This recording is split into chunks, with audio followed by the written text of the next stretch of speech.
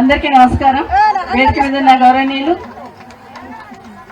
ఈరోజు ఇక్కడ ఈ కార్యక్రమానికి ఇచ్చేసిన పెద్దలు, గౌరవనీయులు, సోదరులు, మాజీ మంత్రి హరీష్ రావు గారికి, అదేవిధంగా మీ అభిమాన నాయకులు, నిరంతరం మీ మధ్యలో ఉండి పదవి ఉన్నా లేకపోయినా మీతో ఉన్న మా సోదరులు మాజీ శాసనసభ్యులు జయపాల్ యాదవ్ గారు, ఈరోజు ఈ సభకు అధ్యక్షత వహించిన మా దశరథ్ నాయక్ గారు, తనకున్న దాంట్లో 10 మందికి సాయం చేయాలని ప్రయత్నం చేస్తూ ఉంటాడు మా సోదరుడు, అదేవిధంగా పరమేష్ పార్టీ ప్రెసిడెంట్ గారు, స్థానిక సర్పంచ్ గారితో పాటు మా నవీన్ గారు ఎమ్మెల్సీ గారు సోదరులు, వారు మాట్లాడాల్సింది కానీ మాట్లాడలే, టైం లేదని, వారితో పాటు శ్రీనివాస్ రెడ్డి గారు, వేదిక మీద ఉన్న ఉప్పల వెంకటేష్ గారు, అదేవిధంగా సింగిల్ చంద్ర వెంకటేష్ గుప్తా గారు, గౌరవ జెడ్పీటీసీలు, గౌరవ మాజీ ఎంపీపీలు, మాజీ సర్పంచ్లు అందరూ కూడా, వేదిక మీద ఉన్న పార్టీ అధ్యక్షులు విజేత గారితో పాటు సత్యం, మా కృష్ణన్న కొడుకు సత్యంకు, అదేవిధంగా వేదిక మీద ఉన్న అందరికీ కూడా పేరు పైన అందరు ఉన్నారు. ముఖ్యమైన వాళ్ళు పేర్లు చెప్పాలంటే 20 మంది పేర్లు చెప్పవచ్చు. అందరికీ కూడా ఈరోజు ఈ కార్యక్రమాన్ని ముందుండి నడిపిస్తూ హరీష్ రావు గారిని ఇక్కడ తీసుకొచ్చిన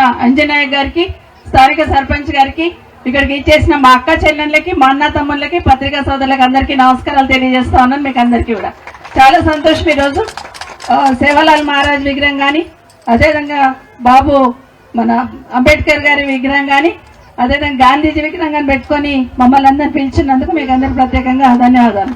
ఎక్కువ టైం తీసుకొని ఒక 2-3 మాటలే మాట్లాడుతాను. ఇక్కడ చాలా మంది మా అక్క చెల్లెళ్ళు ఉన్నారు. మొన్న ఎలక్షన్లో ఏమనుకున్నారంటే కేసీఆర్ ఏమో పెళ్లిళ్ళు అయితే 1 లక్ష రూపాయలు ఇస్తున్నాడు, ఆడబిడ్డల పెళ్లిళ్ళు అయితే, ఇక రేవంత్ రెడ్డి వచ్చి తులం బంగారం ఇస్తాడని అనుకున్నారు. వచ్చింది ఎవరికైనా? మరి అడగాలే కదా వచ్చిన వాళ్ళందరికీ. కాంగ్రెస్ జెండా పట్టుకొని వచ్చిన వాళ్ళందరికీ తులం బంగారం ఇచ్చినాకనే మాట్లాడమనాలి. ఒకటి. రెండవది, చాలా మంది రైతన్నలు ఉంటారు ఇక్కడ. ఎలక్షన్ కొన్న ముందు ఏం చెప్పిండ్రు? కేసీఆర్ అయితే 5,000 ఇస్తున్నాడు రైతు బంధు, నేను వస్తేనేమో 15,000 ఇస్తా అన్నాడు. 10,000 ఇస్తుండే కేసీఆర్ గారు, నేను వస్తే 15,000 ఇస్తా అన్నాడు. ఇచ్చుడు అక్కడ ఉన్నది 2 సార్లు ఎగ్గొట్టిండా లేదా? 2 సార్లు రైతు బందే రాకపోయి. రెండోది ఏం చెప్పిండు? 2 లక్షల లోపల ఉన్న వాళ్ళందరికీ రుణమాఫీ చేస్తా అన్నాడు. ఏమని చెప్పిండు? అందరు దేవుళ్ళ మీద ఒట్లు పెట్టిండు. నేను అనుకుంటే మన కర్తాలు రానట్టున్నాడు, లేకపోతే ఆ మైసమ్మ మీద కూడా ఒట్టు పెడుతుండేనేమో. ఆ మైసమ్మ తప్పించుకున్నట్టుంది, అమ్మ బాబాయ్ నా దగ్గరికి రాలేడు, లేకపోతే నా మీద కూడా ఒట్టు పెడుతుండాను. అందరు దేవుళ్ళ మీద ఒట్టు పెట్టిండు, 2 లక్షలు మాఫీ చేస్తున్నాడు. కానీ ఏ ఊర్లో అయింది అందరికంటే చాలా మంది ఇంకా రుణం మాఫీ కానీ వాళ్ళందరూ ఎదురు చూస్తూ ఉన్నారు. ఇప్పుడు కొత్తగా ఏం చేస్తున్నాడు?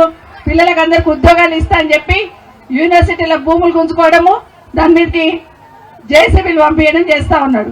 ఏదైనా కూడా రేవంత్ రెడ్డి గారు ఈ ప్రభుత్వం వచ్చిన తర్వాత మోసం, దగా అనేది జరుగుతూ ఉంది. ముఖ్యంగా ఇంతమంది ఆడబిడ్డలు ఉన్నారు. మొన్న నాగర్ కర్నూలు ఒక సంఘటన జరిగింది, చాలా బాధ అనిపించింది. మనం అందరం దేవుని దగ్గర పోతాం, పోయి ఏం చేస్తాము? రాత్రి నిద్రపోతే పుణ్యం వస్తుంది, నా కష్టాలు తీరుతాయని దేవుని దగ్గర రాత్రి నిద్రపోతాం. కానీ మొన్న నాగర్ కర్నూలు ఒక గుడి దగ్గర పోయి దేవునికి మొక్కుకొని, పిల్లలు కూడా ఉన్నారు, అందరు ఉండగా కూడా రాత్రి పండుకున్నదట. ఏదో పక్క పోయింది బాత్రూమ్ కోవాలని, అక్కడ అందరు కలిసి ఒక 5-6 మంది కలిసి ఆమెను పాడు చేసేసింది. ఎక్కడుంది ప్రభుత్వం? ప్రజాపాలన అంటున్నారు, ఇందిరమ్మ రాజ్యం అంటుండే. ఇందిరమ్మ రాజ్యం అంటే మహిళల మీద అత్యాచారం చేయడమైనా ఒకసారి ఆలోచించాలా? ఆటోలో పోతున్న అమ్మాయిని వదులుతలేరు, పక్క వేరే దేశంకి వెళ్ళి హైదరాబాద్కి వచ్చిన వాళ్ళను వదులుతలేరు. ఎందుకంటే ఈరోజు ఇక్కడ ఉన్న ప్రభుత్వానికి అంతమంది ఆడబిడ్డల మీద అఘాయిత్యాలు జరుగుతుంటే చీమ గుట్టినట్టు కూడా లేదు.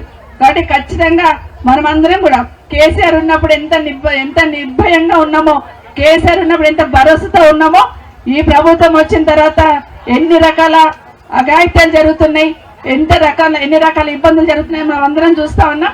ఖచ్చితంగా మీ సర్పంచ్ చెప్పినట్టు మళ్ళీ ఎన్నికల్లో ఏ ఎన్నికలు వచ్చినా కూడా, వార్డు మెంబర్ కావచ్చు, ఎంపీటీసీ కావచ్చు, జెడ్పీటీసీ కావచ్చు, ఏ ఎన్నికలు వచ్చినా కూడా కేసీఆర్ జెండా, గులాబీ జెండా ఎగిరేటట్టు చూసుకోవాలని మీకు అందరు కూడా చెప్తూ, జై తెలంగాణ, జై కేసీఆర్.